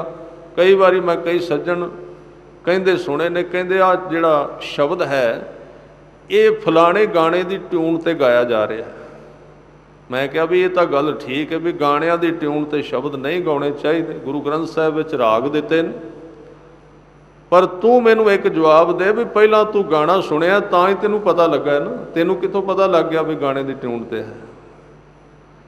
जे सुनिया नहीं सी, जे बार बार दोहराया नहीं सी, तो याद किवें होया? तां आदमी बाणी विचों भी गीत लभदा है, अपने गीत खोज लैंदा, जो कुछ अंदर चलदा है वो बाहर चलदा है। ਉਹਦੀ ਆਪਣੀ ਦੁਨੀਆ जिस चीज़ नाल भरी हुई है वो गुरु ग्रंथ साहिब जी की बाणी के कीर्तन के विचों भी उन्होंने गीतों को चुन लेगा भी ये फलाना गीत, वो ही साज बजाएगा, उस तरह ਉਂਗਲਾਂ बजाएगा। सिक्खी कोई होर चीज़ सी, असी इस कीर्तन को कला समझ लिया, बड़ी वड्डी गलती है। गुरु घर की कथा ਤੇ ਕੀਰਤਨ ਕਲਾ ਤੇ ਇਹਦਾ ਸਿਰਫ 10ਵਾਂ ਹਿੱਸਾ ਸੀ। ਅਸੀਂ ਇਹਨੂੰ ਸਾਰੇ ਨੂੰ ਕਲਾ ਬਣਾ ਕੇ ਰੱਖ ਦਿੱਤਾ। ਬਸ ਉਂਗਲਾਂ ਗਿਣਨ ਤੇ ਰਹਿ ਗਏ, ਕਿੰਨੀਆਂ ਉਂਗਲਾਂ ਨੇ, ਕਿੰਨੇ ਤਾਲ ਨੇ। ਜਿੱਧਰ ਇਹ ਕੀਰਤਨ ਇਸ਼ਾਰਾ ਕਰ ਰਿਹਾ ਸੀ, ਭਾਈ ਮਰਦਾਨਾ ਅਸੀਂ ਕਹਿੰਦੇ ਹਾਂ ਰਾਗ ਲੋਕ ਸੁਣਦੇ ਨਹੀਂ, ਸੁਣਨਗੇ ਕਿਹਨੂੰ? ਕੋਈ ਭਾਈ ਮਰਦਾਨੇ ਦੀ ਔਲਾਦ ਹੋਵੇਗੀ ਤੇ ਤਾਂ ਕੋਈ ਸੁਣੇਗਾ ਰਾਗ, ਨਹੀਂ ਤੇ ਕਿਸੇ ਨੇ ਸੁਣਨੇ। ਖਿਆਲ ਰੱਖਣਾ, ਭਾਈ ਮਰਦਾਨੇ ਦੀ ਔਲਾਦ ਦੇ ਅਰਥ ਸਮਝਦੇ ਹੋ? ਮੈਂ ਉਹਨਾਂ ਦੇ ਪਰਿਵਾਰ ਦੀ ਗੱਲ ਨਹੀਂ ਕਰ ਰਿਹਾ। ਜਿਵੇਂ ਭਾਈ ਮਰਦਾਨਾ ਗੁਰੂ ਨਾਨਕ ਦੇ ਚਰਨਾਂ ਨਾਲ ਇੱਕਮਿਕ ਹੋ ਗਿਆ, ਉਹਨਾਂ ਦਾ ਸਿੱਖ ਹੋ ਗਿਆ, ਬ੍ਰਹਮ ਗਿਆਨੀ ਬਣ ਗਿਆ, ਤਾਂ ਜਿੱਥੇ ਉਹਦੀ ਤਾਰ ਵੱਜੀ, ਦਸਤਗੀਰ ਵਰਗੇ ਫਕੀਰ ਜਿੱਥੇ ਸੰਗੀਤ ਦੀ ਪਾਬੰਦੀ ਸੀ ਬਗਦਾਦ ਦੇ ਅੰਦਰ, ਮਜਬੂਰ ਹੋ ਗਿਆ ਸੁਣਨ ਵਾਸਤੇ। ਦਸਤਗੀਰ ਦੇ ਚੇਲੇ ਛੱਡ ਕੇ ਭੱਜ ਗਿਆ ਉਹਨੂੰ, ਕਹਿੰਦੇ ਅਸੀਂ ਨਹੀਂ ਸੁਣਨਾ, ਅਸੀਂ ਤੇ ਉਸ ਦੀ ਆਵਾਜ਼ ਵਿੱਚ ਤਸੀਰ ਹੀ ਬੜੀ ਹੈ। ਉਹ ਹੈ ਰਾਗ ਦਾ ਮਾਹਿਰ। ਇਸ ਲਈ ਰਾਗ ਦੇ ਕੀਰਤਨ, ਰਾਗਾਂ ਵਿੱਚ ਕੀਰਤਨ ਚੰਗੀ ਗੱਲ ਹੈ, ਪਰ ਇੱਕ ਗੱਲ ਖਿਆਲ ਰੱਖਣਾ, ਜਿੰਨਾ ਚਿਰ ਮਰਦਾਨੇ ਨੇ ਗਾਉਣ ਵਾਲੇ ਦੇ ਵਿੱਚੋਂ ਜਨਮ ਨਾ ਲਿਆ, ਮਰਦਾਨੇ ਦੀ ਅਵਸਥਾ ਵਿੱਚ ਗਾਉਣ ਵਾਲਾ ਨਾ ਗਿਆ, ਤੇ ਉਹਨਾਂ ਦੀ ਅਵਸਥਾ ਕੀ ਸੀ? ਉਹਦੀ ਇੱਕ ਮੰਗ ਰਹੀ ਸੀ ਦਿਨ ਰਾਤ। ਦੁਨੀਆ ਦੇ ਲੋਕਾਂ ਨੇ ਤੇ ਕਹਿ ਦਿੱਤਾ ਮਰਦਾਨਾ ਰੋਟੀ ਹੀ ਮੰਗਦਾ ਰਿਹਾ, ਗੁਰੂ ਨਾਨਕ ਤੋਂ ਪਾਣੀ ਹੀ ਮੰਗਦਾ ਰਿਹਾ, ਕਿਉਂਕਿ ਅਸੀਂ ਆਪ ਰੋਟੀਆਂ ਮੰਗਣੀਆਂ ਨੇ, ਤਾਂ ਵਿਆਖਿਆ ਉਹ ਕੀਤੀ। ਜੋ ਕੁਝ ਉਹਨਾਂ ਨੇ ਮੰਗਿਆ ਉਹ ਕੀ ਸੀ? ਗੁਰੂ ਨਾਨਕ ਸਾਹਿਬ ਨੇ ਇੱਕ ਦਿਨ ਕਿਹਾ, ਮਰਦਾਨਿਆਂ ਦੱਸ ਕੀ ਚਾਹੀਦਾ ਹੈ? ਤੇ ਭਾਈ ਮਰਦਾਨੇ ਨੇ ਇੱਕ ਗੱਲ ਕਹੀ ਸੀ, ਸਤਿਗੁਰੂ ਮੈਨੂੰ ਆਪਣੇ ਵਰਗਾ ਬਣਾ ਲੈ, ਜਿਵੇਂ ਦਾ ਤੂੰ ਹੈ। ਜਾਂ ਤਾਂ ਮੈਨੂੰ ਆਪਣੇ ਵਰਗਾ ਬਣਾ, ਨਹੀਂ ਤੇ ਮੇਰੀ ਤੇਰੇ ਨਾਲ ਨਹੀਂ ਨਿਭਦੀ। ਇਹ ਉਹਨਾਂ ਦੇ ਸ਼ਬਦ ਨੇ। ਮੈਨੂੰ ਆਪਣੇ ਵਰਗਾ ਬਣਾ। ਕਦੀ ਕਿਹਾ ਗੁਰੂ ਗ੍ਰੰਥ ਸਾਹਿਬ ਨੂੰ ਜਿਵੇਂ ਦੇ ਤੁਸੀਂ ਹੋ ਮੈਨੂੰ ਉਸ ਤਰ੍ਹਾਂ ਦੇ ਬਣਾ ਲਓ। ਜਿਹੜਾ ਕੋਈ ਤੁਹਾਡੀ ਬਾਣੀ ਵਿੱਚ ਲਿਖਿਆ ਉਹ ਮੇਰੀ ਜ਼ਿੰਦਗੀ ਵਿੱਚ ਉਤਰ ਆਵੇ। ਇਹ ਅਰਦਾਸ ਕਦੀ ਕੀਤੀ ਹੋਵੇ ਤਾਂ ਫਿਰ ਵੱਜੇਗਾ ਸਾਜ਼। ਸੁਣਨ ਤੋਂ ਬਿਨਾਂ ਕੋਈ ਨਿਕਲ ਗਿਆ ਤੇ ਫਿਰ ਕਹਿ ਦੇਣਾ, ਸੁਣਨਾ ਪਏਗਾ, ਮਜਬੂਰ ਹੋ ਜਾਏਗਾ। ਇਕੱਲੇ ਬੰਦਿਆਂ ਨੂੰ ਨਹੀਂ, ਬ੍ਰਹਿਮੰਡ ਨੂੰ ਸੁਣਨਾ ਪਏਗਾ। ਜਿੱਥੇ ਗੁਰੂ ਨਾਨਕ ਦਾ ਹੱਥ ਟਿਕ ਗਿਆ ਉੱਥੇ ਇਕੱਲੇ ਆਦਮੀਆਂ ਦੀ ਗੱਲ ਨਹੀਂ, ਪੰਛੀਆਂ ਨੂੰ ਸੁਣਨਾ ਪਏਗਾ, ਪਸ਼ੂਆਂ ਨੂੰ ਸੁਣਨਾ ਪਏਗਾ, ਭੂਤਾਂ ਪ੍ਰੇਤਾਂ ਨੂੰ ਵੀ ਸੁਣਨਾ ਪਏਗਾ, ਸਾਰਿਆਂ ਨੂੰ ਸੁਣਨਾ ਪਏਗਾ। ਕੌਣ ਜਾਏਗਾ ਸੁਣਨ ਤੋਂ ਬਿਨਾਂ? ਇਸ ਬ੍ਰਹਿਮੰਡ ਦੀ ਦਿਸਦੀ ਤੇ ਅਣਦਿਸਦੀ ਦੁਨੀਆ ਉਸ ਦੀ ਆਵਾਜ਼ ਨੂੰ ਦਿਨ ਰਾਤ ਖੋਜਦੀ ਰਹੇਗੀ ਜਿੱਥੇ ਗੁਰੂ ਦਾ ਹੱਥ ਟਿਕਿਆ। ਤੇ ਜੇ ਗੁਰੂ ਦਾ ਹੱਥ ਨਾ ਟਿਕਿਆ, ਕਲਾ ਜਿੰਨੀ ਮਰਜ਼ੀ ਆ ਗਈ, ਸੁਣਨਾ ਨਹੀਂ ਕਿਸੇ ਨੇ। ਫਿਰ ਕਹਾਂਗੇ ਜੀ ਲੋਕ ਮਹਿੰਗੀ ਵਸਤੂ ਦੇ ਗਾਹਕ ਹੀ ਨਹੀਂ, ਕਿਸੇ ਨੂੰ ਪਤਾ ਹੀ ਨਹੀਂ ਕੀ ਹੁੰਦਾ ਹੈ, ਸੁਣ ਕਿਵੇਂ? ਨਹੀਂ, ਇਹ ਗੱਲ ਨਹੀਂ ਹੈ, ਪਤੇ ਦੀ ਗੱਲ ਨਹੀਂ ਹੈ। ਭਾਈ ਮਰਦਾਨੇ ਨੇ ਜਿੱਦਣ ਕੀਰਤਨ ਕੀਤਾ ਸੀ ਪਿੰਡਾਂ ਵਿੱਚ ਜਾ ਕੇ, ਲੋਕਾਂ ਨੂੰ ਰਾਗ ਥੋੜ੍ਹੀ ਆਉਂਦਾ ਸੀ। ਕਿਹਨੂੰ ਸਿਖਾਇਆ ਸੀ? ਪਤਾ ਹੀ ਨਹੀਂ ਸੀ ਕਿਸੇ ਨੂੰ, ਸਿੱਖਿਆ ਨਹੀਂ ਸੀ ਕਿਸੇ ਨੇ। ਬਸ ਉਹਦੇ ਗਲੇ ਵਿੱਚੋਂ ਗੁਰੂ ਨਾਨਕ ਬੋਲੇ, ਸਾਰਿਆਂ ਨੂੰ ਸੁਣਨਾ ਪਿਆ। ਤੁਸੀਂ ਇਤਿਹਾਸਕ ਸਾਖੀਆਂ ਸੁਣੀਆਂ ਹੋਣਗੀਆਂ ਵੀ ਸ਼ੇਰ ਇਕੱਠੇ ਹੋ ਗਏ ਸੁਣਨ ਵਾਸਤੇ। ਭਾਈ ਮਰਦਾਨੇ ਨੂੰ ਸ਼ੇਰ ਹੋ ਗਏ ਇਕੱਠੇ, ਸ਼ੇਰ ਵੀ ਆਏ ਹੋਣਗੇ, ਪਰ ਕਈਆਂ ਬੰਦਿਆਂ ਵਿੱਚ ਵੀ ਸ਼ੇਰ ਹੁੰਦੇ ਨੇ, ਉਹ ਬੰਦੇ ਆ ਗਏ ਸੁਣਨ ਵਾਸਤੇ। ਸ਼ੇਰ ਦਾ ਮਤਲਬ ਦਿਨ ਰਾਤ ਖਾਲੀ ਦੇੜ ਨਹੀਂ ਕਿਸੇ ਦੀ। ਇਹ ਸੁਭਾਅ, ਖੁੰਖਾਰ ਸੁਭਾਅ ਵਾਲੇ ਲੋਕ ਜਿਹੜੇ ਕਦੀ ਨਹੀਂ ਸਨ ਢਲਦੇ ਕਿਸੇ ਤੋਂ, ਮਰਦਾਨੇ ਤੇ ਕਾਬੂ ਆ ਗਏ, ਢਲ ਗਏ। ਉਹਨਾਂ ਦਾ ਵੀ ਸੁਭਾਅ ਤਬਦੀਲ ਹੋ ਗਿਆ। ਤਾਂ ਇਹਦਾ ਕਾਰਨ ਕੀ ਹੈ? ਕਲਗੀਧਰ ਪਾਤਸ਼ਾਹ ਦੇ ਇਹਨਾਂ ਸ਼ਬਦਾਂ ਦੀ ਮੈਂ ਗੱਲ ਤੁਹਾਡੇ ਨਾਲ ਸਾਂਝੀ ਕਰ ਰਿਹਾ ਸੀ। ਜਿਸ ਦਿਨ ਬੰਦੇ ਦੇ ਅੰਦਰ ਸ਼ਬਦ ਦੀ ਪਕੜ ਹੋ ਜਾਏ, ਬਾਹਰਲਾ ਸ਼ਬਦ ਤੇ ਅੰਦਰਲਾ ਸ਼ਬਦ ਜੁੜ ਗਿਆ, ਜਿਹਨੂੰ ਵਰਣਾਤਮਕ ਸ਼ਬਦ ਕਹਿੰਦੇ, ਵਰਣਨ ਕਰ ਰਹੇ ਹਾਂ, ਬੋਲ ਰਹੇ ਹਾਂ, ਨਾਮ ਪੁਕਾਰਿਆ ਜਾ ਰਿਹਾ, ਤੇ ਧੁਨਾਤਮਕ ਜਿਹੜਾ ਕਿਸੇ ਆਵਾਜ਼ ਨਾਲ ਸੰਬੰਧਿਤ ਹੈ, ਉਹ ਆਵਾਜ਼ ਕੰਨਾਂ ਦੀ ਵੀ ਨਹੀਂ। ਇਹ ਵਿਸ਼ਾ ਗਹਿਰਾ ਹੈ ਕਿ ਧੁਨਾਤਮਕ ਕੀ ਹੈ, ਆਵਾਜ਼ ਵਾਲਾ ਸ਼ਬਦ ਕੀ ਹੈ। ਇਸ ਕਰਕੇ ਜਿਨ੍ਹਾਂ ਨੇ ਜਪਿਆ ਉਹਨਾਂ ਨੂੰ ਇਹਦੀ ਪਕੜ ਆ ਗਈ, ਤੇ ਜਿਨ੍ਹਾਂ ਨੂੰ ਇਹ ਨਾਮ ਮਿਲ ਗਿਆ ਫਿਰ ਉਹਨਾਂ ਦਾ ਕੀਰਤਨ ਬੜਾ ਮਹਾਨ ਹੈ। ਉਸੇ ਨੂੰ ਹਜ਼ੂਰ ਨੇ ਕਿਹਾ, ਭਲੋ ਭਲੋ ਰੇ ਕੀਰਤਨੀਆਂ। ਇਹ ਕੀਰਤਨੀਆਂ ਬਹੁਤ ਚੰਗਾ ਹੈ, ਨਮਸਕਾਰ ਕਰਨ ਦੇ ਯੋਗ ਹੈ। ਜਿਹਨੂੰ ਸਤਿਗੁਰੂ ਨੇ ਬਚਨ ਕੀਤਾ, ਕਹਿੰਦੇ ਨਿਰਵਾਣ ਕੀਰਤਨ ਗਾਵੋ ਕਰਤੇ ਕਾ, ਨਿਮਕ ਸਿਮਰਤ ਜਿਤ ਛੂਟੈ। ਜੇ ਉਹ ਕੀਰਤਨ ਇੱਕ ਅੱਖ ਦੇ ਝਪਕਣ ਜਿੰਨੇ ਸਮੇਂ ਵਿੱਚ ਵੀ ਅੰਦਰ ਟਿਕ ਗਿਆ, ਖੁੱਲ੍ਹ ਜਾਣਗੀਆਂ ਰੱਸੀਆਂ, ਟੁੱਟ ਜਾਣਗੇ ਮੱਤ ਦੇ ਉੱਤੇ ਪਏ ਹੋਏ ਸੰਗਲ, ਮਨੁੱਖ ਦਾ ਜੀਵਨ ਖੁੱਲ੍ਹਾ ਹੋ ਜਾਏਗਾ, ਆਜ਼ਾਦੀ ਮਿਲ ਜਾਏਗੀ, ਸੁਤੰਤਰਤਾ ਪ੍ਰਾਪਤ ਹੋ ਜਾਏਗੀ, ਖੁਸ਼ੀਆਂ ਨਸੀਬ ਹੋ ਜਾਣਗੀਆਂ। ਇਸ ਲਈ ਸਤਿਗੁਰੂ ਨੇ ਇੱਕ ਬਚਨ ਕੀਤਾ, ਕਹਿੰਦੇ ਜਹ ਕੀਰਤਨ ਤੇਰਾ ਸਾਧੂ ਗਾਵੇ। ਸਵਾਦ ਤੇ ਤਾਂ ਹੀ ਗੁਰੂ ਸੁਣਨ ਵਾਸਤੇ ਆਵੇ।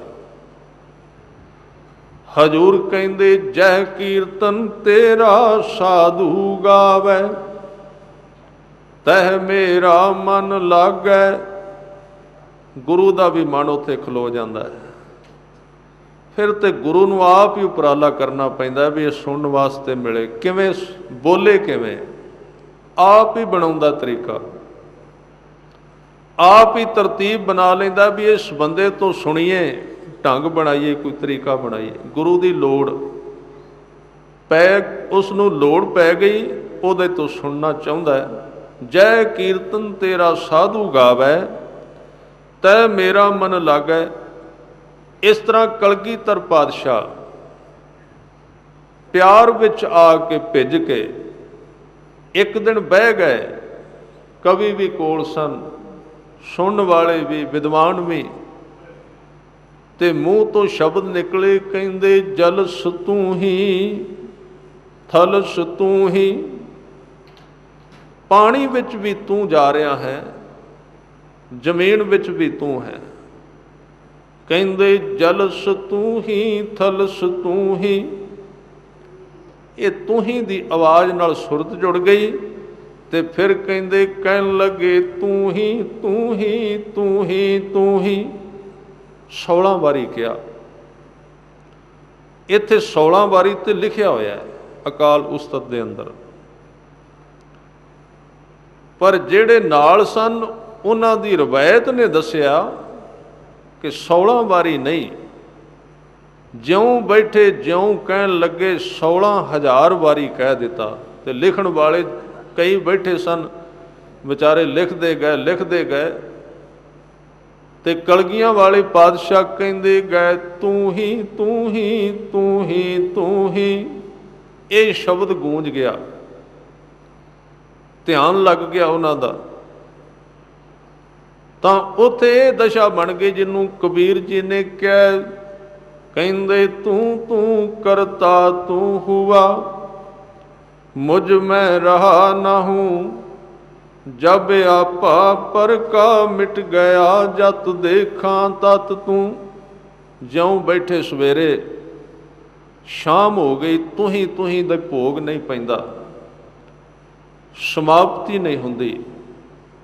ਇਹਨੂੰ ਕਹਿੰਦੇ ਨੇ ਅਖੰਡ ਨਾਮ। ਅਖੰਡ ਦਾ ਮਤਲਬ ਜਿਹਨੂੰ ਖੰਡਿਤ ਨਹੀਂ ਕੀਤਾ ਜਾ ਸਕਦਾ, ਜਿਹਨੂੰ ਤੋੜਿਆ ਨਹੀਂ ਜਾ ਸਕਦਾ, ਜਿਹਦੇ ਟੁਕੜੇ ਨਹੀਂ ਹੁੰਦੇ, ਜਿਹਦੇ ਖੰਡ ਨਹੀਂ ਬਣਦੇ।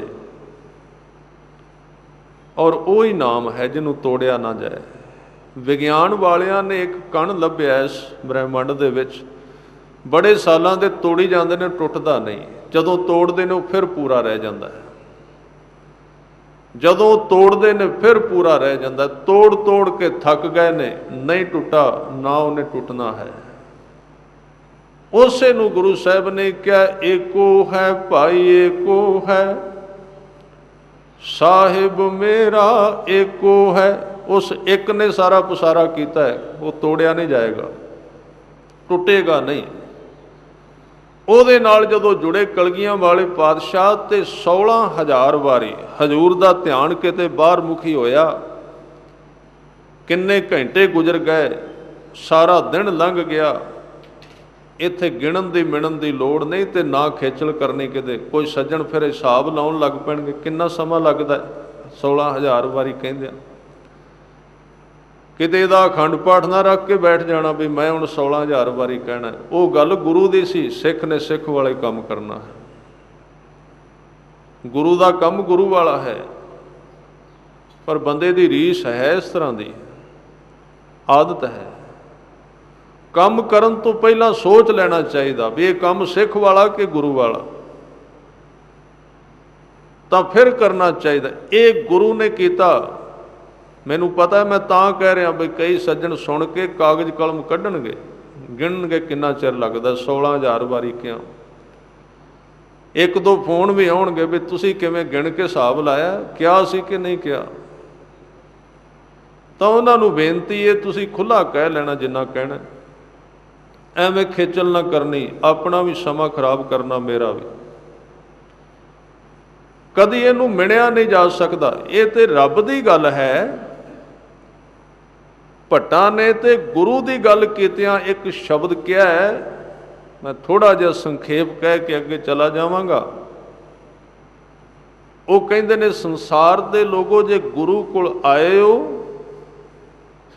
ਗੁਰੂ ਨੇ ਜੋ ਕੁਝ ਕਿਹਾ ਉਹਨੂੰ ਕਮਾ ਲਓ, ਕਿਤੇ ਗੁਰੂ ਨੂੰ ਮਿਣਨ ਤੇ ਤੋਲਣ ਨਾ ਲੱਗ ਜਾਣਾ।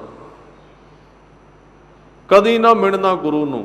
ਇਹ ਤੁਹਾਡੀ ਬੜੀ ਵੱਡੀ ਮੂਰਖਤਾ ਹੋਵੇਗੀ, ਤੁਹਾਡੀ ਬੜੀ ਵੱਡੀ ਗਲਤੀ ਹੋਵੇਗੀ। ਕਈ ਯਤਨ ਕਰ ਰਹੇ ਨੇ ਤੋਲਣ ਦਾ, ਮਿਣਨ ਦਾ, ਸਿੱਧ ਕਰ ਦੇਣਾ ਗੁਰੂ ਕਿਵੇਂ ਦਾ ਸੀ, ਕਿੰਨੇ ਵਜੇ ਉੱਠਦਾ ਸੀ, ਕੀ ਖਾਂਦਾ, ਕਿੰਨਾ ਤੁਰਦਾ। ਸਤਿਗੁਰੂ ਨੇ, ਭੱਟਾਂ ਨੇ ਕਿਹਾ,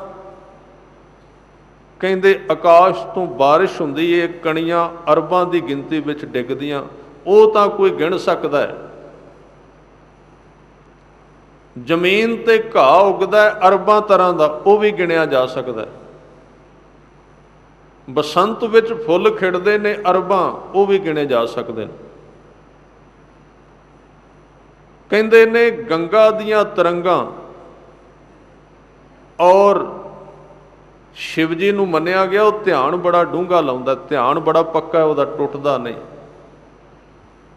ਇੰਨੇ ਧਿਆਨ ਦੁਆਰਾ ਜੇ ਇਹਨਾਂ ਸਾਰੀਆਂ ਚੀਜ਼ਾਂ ਨੂੰ ਕੋਈ ਗਿਣ ਲਵੇ, ਧਿਆਨ ਬੜਾ ਹੋਵੇ ਕਿਸੇ ਕੋਲ, ਪਰ ਉਹ ਗੁਰੂ ਦੀ ਮਹਿਮਾ ਨੂੰ ਨਹੀਂ ਗਿਣ ਸਕਦਾ, ਨਹੀਂ ਉਹਨੂੰ ਜਾਣਿਆ ਜਾ ਸਕਦਾ।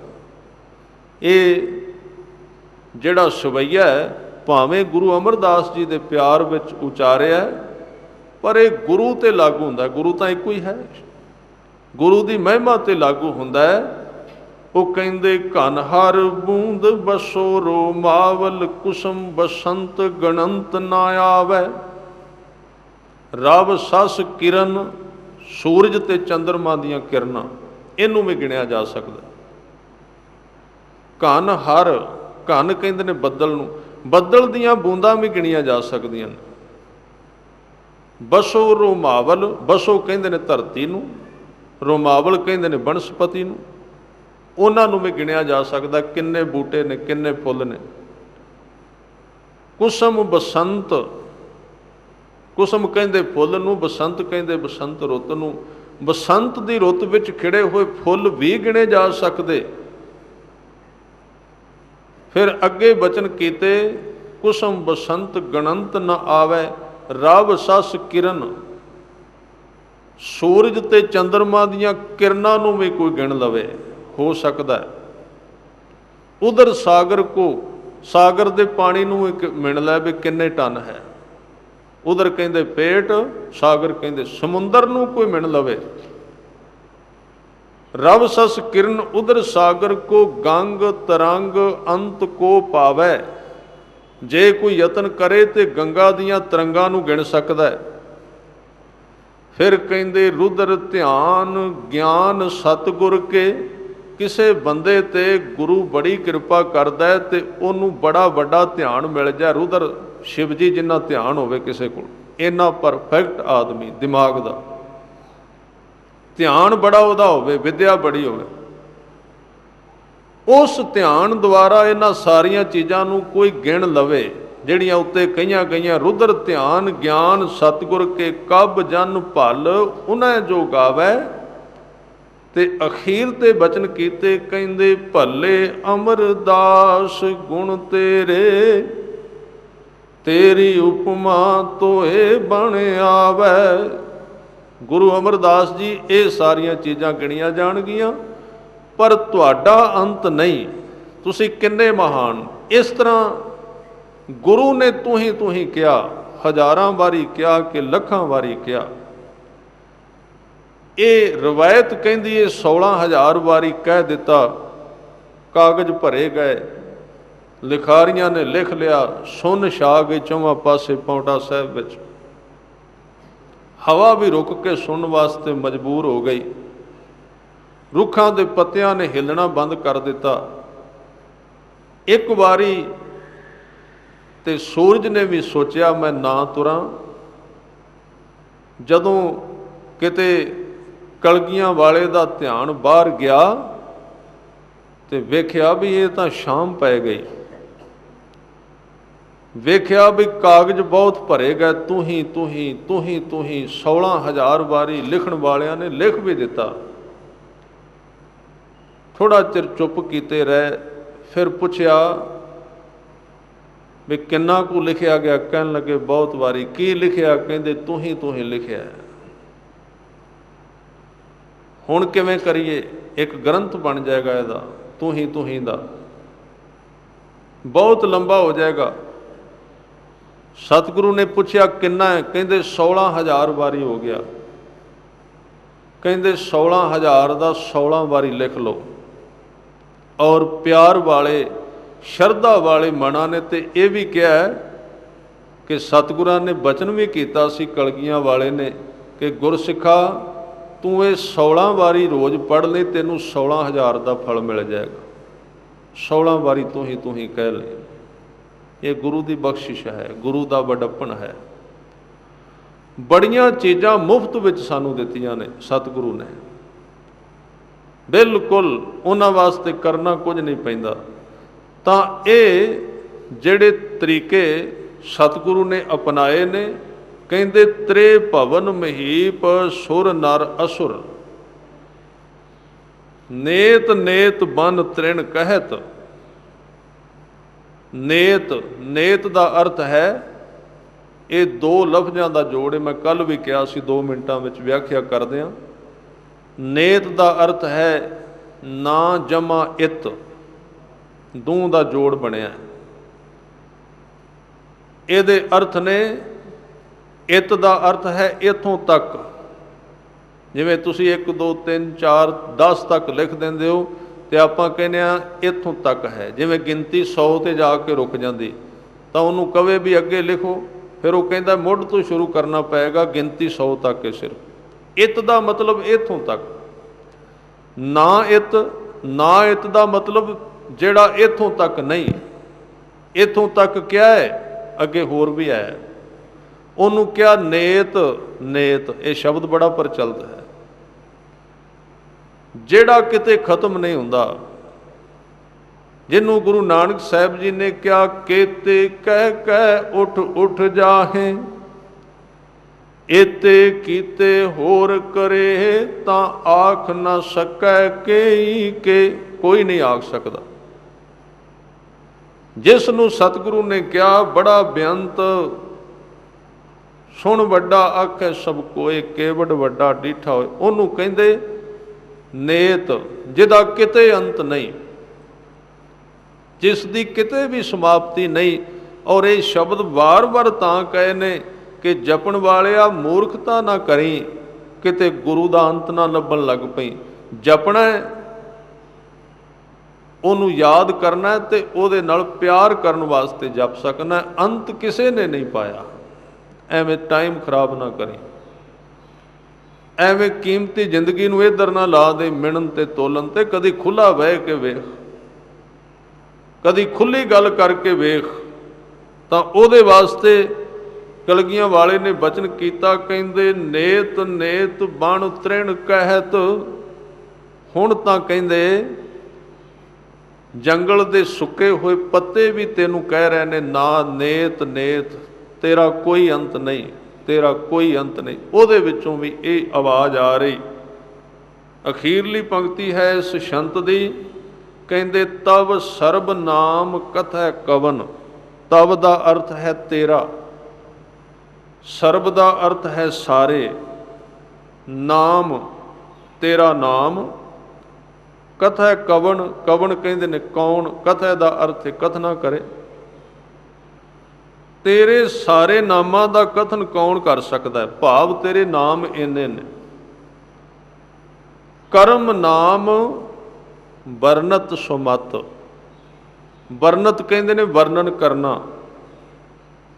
ਤੂੰ ਮੇਰੇ ਸਿਰ ਤੇ ਹੱਥ ਰੱਖ, ਮੈਨੂੰ ਸੁਮਤ ਦੇ, ਮੈਂ ਤੇਰੇ ਕਰਮ ਨਾਮਾਂ ਦਾ ਵਰਣਨ ਕਰਨ ਲੱਗਾ। ਇਹਦੇ ਅਰਥ ਇਹ ਨੇ ਕਿ ਅੱਗੇ ਜਿੰਨੇ ਨਾਮ ਆਉਣਗੇ, ਤਬ ਸਰਬ ਨਾਮ ਕਥੈ ਕਵਣ, ਤੇਰੇ ਸਾਰੇ ਨਾਮਾਂ ਨੂੰ ਕੌਣ ਕਵੇ। ਕਰਮ ਨਾਮ ਵਰਨਤ, ਹੁਣ ਅੱਗੇ ਜਾਪ ਸਾਹਿਬ ਵਿੱਚ ਜਿੰਨੇ ਛੰਦ ਆਉਣੇ ਨੇ, ਉਹਦੇ ਵਿੱਚ ਇਹ ਅਕਾਲ ਪੁਰਖ ਜੀਓ ਮੈਂ ਤੁਹਾਡੇ ਕਰਮ ਨਾਮ ਕਹਿਣੇ ਨੇ। ਦੋ ਤਰ੍ਹਾਂ ਦਾ ਨਾਮ ਹੈ, ਇੱਕ ਕਰਮ ਨਾਮ ਹੈ, ਇੱਕ ਸਤ ਨਾਮ ਹੈ। ਇਹ ਲੰਬਾ ਵਿਸ਼ਾ, ਕੱਲ ਨੂੰ ਇਹ ਵਿਸ਼ਾ ਆਪਾਂ ਯਤਨ ਕਰਾਂਗੇ। ਕਰਮ ਨਾਮ, ਕਰਮ ਨਾਮ ਕਿਹੜਾ ਹੈ? ਜਿਹੜਾ ਕਰਮਾਂ ਤੋਂ ਪਿਆ ਹੈ। ਪਰਮਾਤਮਾ ਨੂੰ ਵੇਖ ਕੇ ਉਹ ਕਿਵੇਂ ਦਾ ਕੰਮ ਕਰ ਰਿਹਾ ਹੈ, ਜਿਵੇਂ ਦਇਆ ਕਰ ਰਿਹਾ ਤੇ ਦਿਆਲੂ, ਕਿਰਪਾ ਕਰ ਰਿਹਾ ਤੇ ਕਿਰਪਾਲੂ, ਮਿੱਠਾ ਬੋਲਣ ਵਾਲਾ ਤੇ ਮਿੱਠ ਬੋਲਣਾ, ਇਹ ਸਾਰੇ ਕਰਮ ਨਾਮ ਨੇ। ਨਮਸਤੰ ਅਕਾਲੇ, ਜਿਹੜਾ ਕਾਲ ਤੋਂ ਪਰੇ ਹੈ, ਜਿਹਦੀ ਮੌਤ ਨਹੀਂ ਆਉਂਦੀ, ਇਹ ਉਹਦਾ ਕਰਮ ਨਾਮ। ਇੱਥੇ ਅਰਦਾਸ ਕਰ ਦਿੱਤੀ ਸਤਿਗੁਰੂ ਕਲਗੀਧਰ ਪਾਤਸ਼ਾਹ ਨੇ, ਕਰਮ ਨਾਮ ਵਰਨਤ। ਹੁਣ ਅੱਗੇ ਸਾਰੇ ਜਾਪ ਸਾਹਿਬ ਵਿੱਚ ਮੈਂ ਤੇਰੇ ਕਰਮ ਨਾਮ ਬਿਆਨ ਕਰਨੇ ਨੇ। ਮੈਨੂੰ ਸੁਮਤ ਦਾ ਅਰਥ ਹੈ ਸੁਮਤ ਦਿਓ, ਚੰਗੀ ਤਰ੍ਹਾਂ ਉਹਨਾਂ ਨੂੰ ਮੈਂ ਕਰ ਸਕਾਂ। ਆਓ 1-2 ਮਿੰਟ ਵਾਸਤੇ ਗੁਰੂ ਸ਼ਬਦ ਨਾਲ ਸਾਂਝ ਪਾਈਏ, ਫਿਰ ਸਮਾਪਤੀ ਹੈ। ਸਾਰਿਆਂ ਨੂੰ ਕਿਰਪਾ ਕਰਨੀ। ਵਾਹਿਗੁਰੂ ਵਾਹਿਗੁਰੂ ਵਾਹਿਗੁਰੂ ਵਾਹਿਗੁਰੂ।